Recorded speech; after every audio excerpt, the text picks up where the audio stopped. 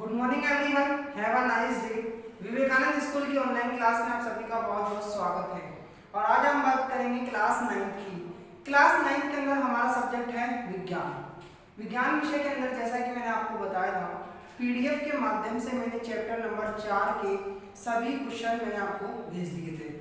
Sorry, PDF में video के माध्यम से मैंने भेजे थे और वीडियो के माध्यम से मैंने आपको ये भी समझा दिया था कि कौन से प्रश्न तो आपको करने हैं और कौन से प्रश्न नहीं करनी है।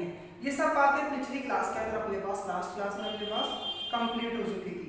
और आज अपना चैप्टर हम स्टार्ट कर रहे हैं। ये चैप्टर न्यू चैप्टर अपन स्टार्ट करेंगे, चैप्टर नंबर 11। चैप्टर नंबर 11 का नाम है कार्य तथा ऊर्जा। इस चैप्टर के अंदर अपन बात करेंगे कि जो कार्य होता है वो क्या होता है और ऊर्जा के बारे में हम बात करेंगे। तो हम स्टार्ट करते हैं पहले कार्य के बारे में। स्टार्ट करने से पहले मैं आपको एक चीज बता दूं कि कार्य क्या होता है। हम दैनिक जीवन में जो काम करते हैं और जो हमारी विज्ञान है, उस विज्ञान में जो कार्य होता है उन दोनों में काफी अंतर हो सकता है।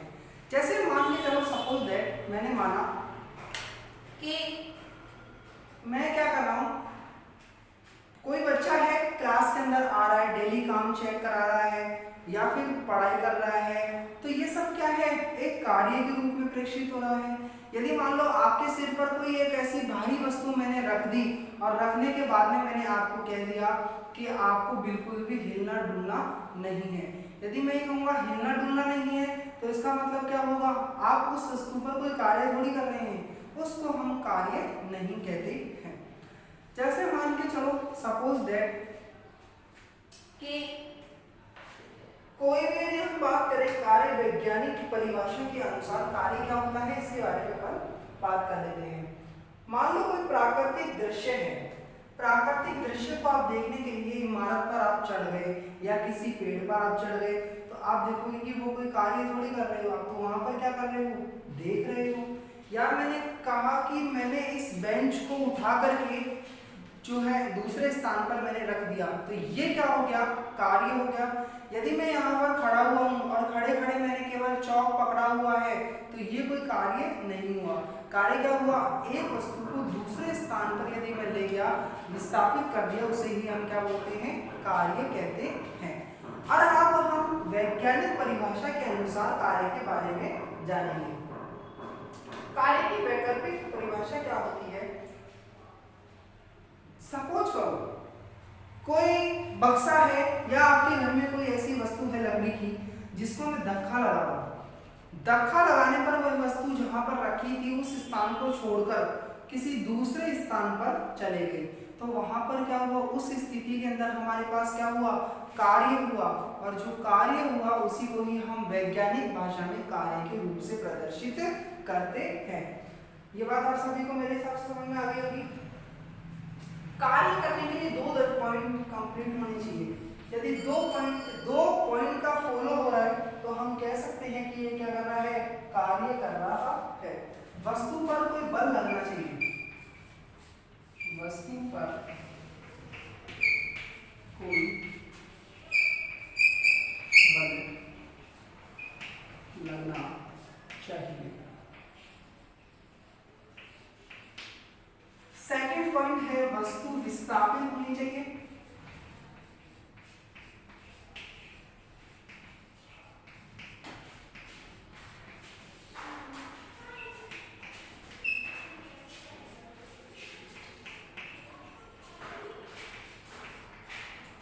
तो कार्य करने के लिए कार्य जो होता है वो दो बातों पर निर्भर करता है। कार्य हम उसे ही कहेंगे जैसे कि किसी वस्तु पर कोई बल लगना चाहिए। कोई वस्तु पर हमारे को क्या लगाना चाहिए, धक्का देना चाहिए। हमारे द्वारा यदि बल लग रहा है तो क्या होगा, कार्य होगा। यदि वस्तु विस्थापित हो रही है, बल लगाने के बाद विस्थापित होगी, तो ही वो क्या होगा, कार्य होता है।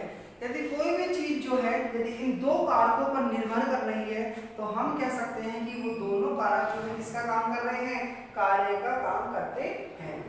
ये बात आप सभी को समझ में आ गई होगी मेरे हिसाब से। अब यदि हम विज्ञान की बात करें तो विज्ञान के अंदर कार्य को किस प्रकार से परिभाषित किया जाता है, इसके बारे में हम डिटेल से बात कर लेते हैं। पहली बात करते हैं हम कार्य की परिभाषा क्या होती है। कार्य जो होता है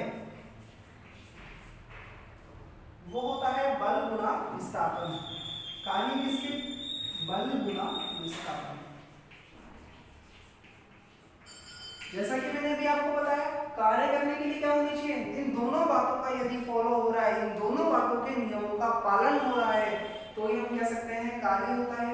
वैज्ञानिक परिभाषा के अनुसार कार्य की जो परिभाषा होती है वो क्या होती है, कार्य जो होता है बल और विस्थापन के गुणनफल को ही हम क्या बोलते हैं, कार्य कहा जाता है। बल और विस्थापन का यदि जो गुणनफल होगा उसी को हम बोलेंगे कार्य। जैसे हम बात करें, बल होता है F, बल को F से दर्शाते हैं, ठीक है, और जो विस्थापन होता है उसको S से दर्शाते हैं। यहाँ लिखा मैंने S, और कार्य को हमेशा किससे लिखते हैं, W से लिखा जाता है। तो हम ये कहेंगे कि जो W बराबर Fs, यदि आपको कोई भी समीकरण दिख जाए, उस समीकरण का मतलब क्या है कि कार्य बराबर बल गुणा विस्थापन। बल और विस्थापन के गुणनफल को ही हम क्या बोलेंगे, कार्य कहा जाता है। बल का जो मात्रक होता है, बल का मात्रक न्यूटन मीटर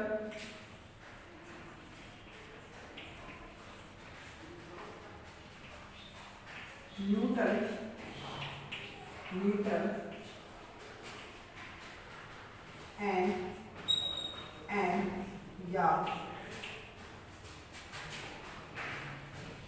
जूल होता है।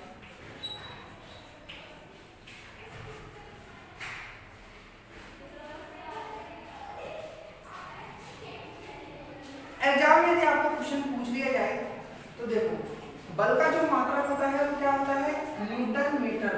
बल का मात्रक होता है न्यूटन मीटर, और उसके लिए हम बात करें तो जो उसका मात्रक होगा उसको हम जूल से या हम उसको जे से भी क्या कर सकते हैं, निरूपित कर सकते हैं। जैसे कि हम स्टार्ट, यदि आपको क्वेश्चन में ये पूछ लिया जाए कि कार्य किसे कहते हैं और कार्य का मात्रक क्या होता है, तो आपको क्या करना है, आपको लिखना है जो कार्य है निम्न दो बातों पर निर्भर करता है। पहला, वस्तु पर कोई बल लगना चाहिए, दूसरा कोई वस्तु पर क्या होनी चाहिए, विस्थापित होनी चाहिए।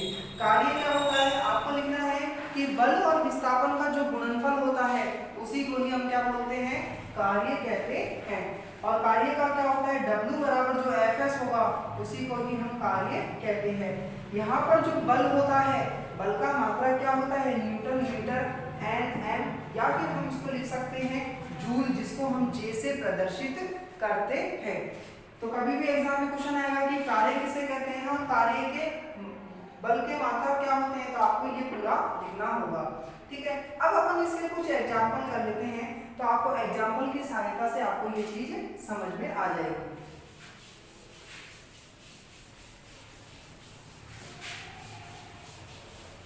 जैसे देखो,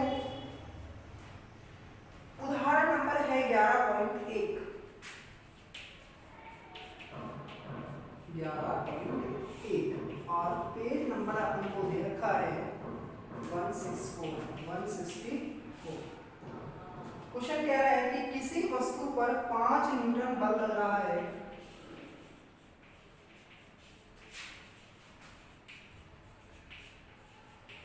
किसी वस्तु पर 5 न्यूटन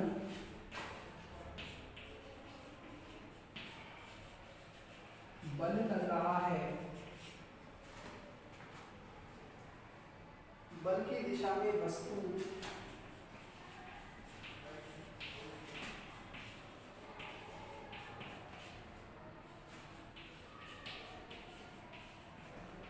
दो मीटर दो से विस्थापित होती है।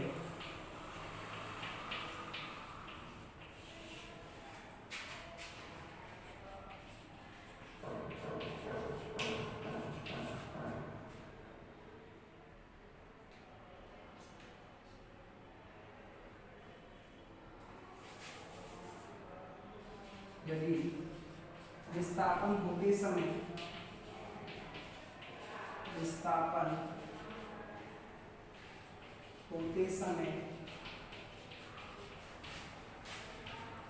वस्तु पर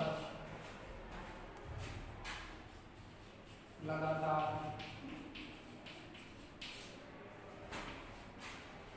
बल लग रहा है, तो कार्य क्या होगा,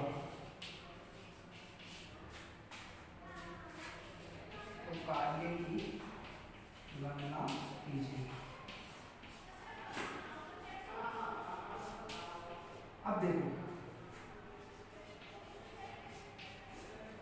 सवाल जो है वो देखने में आपको ऐसा लग रहा होगा कि यार बहुत बड़ा सवाल है, 4-5 लाइन का सवाल है, तो बहुत कठिन सवाल होगा। लेकिन ये सवाल जो है बहुत बड़ा है, लेकिन इसका जो हल है, आंसर है जो इसका, वो बहुत छोटा है। देखो ये कह रहा है कि किसी वस्तु पर 5 न्यूटन बल लग रहा है, तो हमारे पास बल को हम किससे दर्शाते हैं, F से, ठीक है। और सवाल कह रहा है कि कितना बल लग रहा है, 5 न्यूटन बल लग रहा है। ये कह रहा है कि बल की दिशा में वस्तु 2 विस्थापित होती है। वस्तु का विस्थापन कितना है, 2 सेकंड विस्थापित होती है। यदि विस्थापन होते समय वस्तु पर लगातार बल लग रहा है तो कार्य की हमें गणना करनी है। हमें क्या याद करना है, कार्य हमें ज्ञात करना है। हमेशा ध्यान रखना गणित के अंदर जो सवाल होते हैं उन सवालों की खास बात क्या होती है, जो सवाल में दिया हुआ है वो आपको पहले उतारना होता है और उसके बाद में ही सवाल को हल करना होता है। तो सवाल के अंदर अपने पास क्या दिया होता है कि बल जो है वो 5 न्यूटन अपन को दे रखा है और विस्थापन अपन को 2 सेकंड दे रखा है, और ये कह रहा है अपन को कार्य की गणना करनी है। आप सभी को पता है कि जो कार्य होता है, कार्य बराबर क्या होता है, कार्य का सूत्र बल गुणा विस्थापन। बल गुणा विस्थापन में क्या होगा, कार्य को हम किससे निरूपित करते हैं, W से, और बल को हम किससे निरूपित करते हैं, F से, और विस्थापन को हम किससे निरूपित करते हैं, S से, ठीक है। तो यहाँ पर कार्य हमें ज्ञात करना है, तो हम लिखेंगे W बराबर F का मान हमारे पास कितना है 5 और S गुणा विस्थापन कितना है अपने पास 2 दे रखा है, तो अपन ने लिखा 5 गुणा 10 कितना हो जाएगा 10। और कार्य का मात्रक क्या होता है, कार्य का मात्रक नहीं लिखा था, कार्य का मात्रक हम लिख सकते हैं कि न्यूटन मीटर हो सकता है, या फिर हम लिख सकते हैं 10 जूल भी इसको लिख सकते हैं। तो ये बात आप सभी को मेरे हिसाब से समझ में आ गई होगी। मैंने कुछ भी नहीं किया, जो दिया हुआ था उसको लिखा, सूत्र लिखा, क्योंकि क्वेश्चन क्या कह रहा है, कार्य की हमें गणना करनी है। तो कार्य बराबर क्या होता है, बल गुणा विस्थापन, ये इसका सूत्र हो गया। यहाँ बल कितना है 5 और विस्थापन कितना है 2, तो दोनों का आपस में गुणा करा, 5 दूनी 10 होता है। लेकिन आपको पता है जो कार्य होता है उसका मात्रक कितना होता है, न्यूटन मीटर होता है या फिर जूल होता है। ये बात आप सभी को समझ आ गई होगी। ऐसे ही हम एक और क्वेश्चन और कर लेते हैं।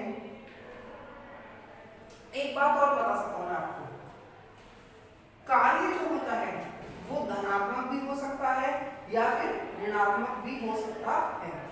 यदि सपोज करो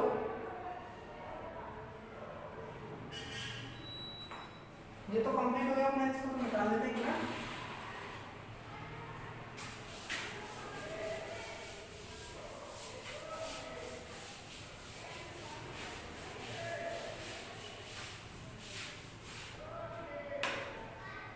देखो कार्य के अंदर क्या हो रहा है, 2 बातों का आपको ध्यान रखना है, बल और विस्थापन, बल और विस्थापन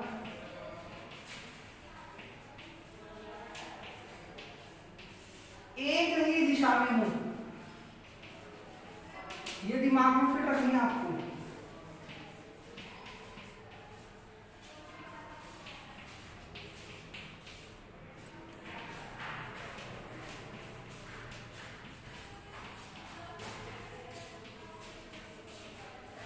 समझो, कार्य के अंदर यदि बल और विस्थापन दोनों एक ही दिशा में लग रहे हैं, तो दोनों एक ही दिशा में लग रहे हैं तो कौन सा चिन्ह आएगा, प्लस वाला। अर्थात हम कह सकते हैं कि कार्य क्या होगा, धनात्मक होगा। और कार्य धनात्मक कब होगा, जब बल और विस्थापन यदि दोनों एक ही दिशा में लगेंगे तो कार्य क्या होगा, धनात्मक होगा। जैसे मान लो बल लग रहा था इस दिशा के अंदर, ठीक है, और विस्थापन भी क्या हो रहा था, इस दिशा के अंदर ही हो रहा था, तो ये क्या हो गया, कार्य क्या हो गया, धनात्मक हो गया।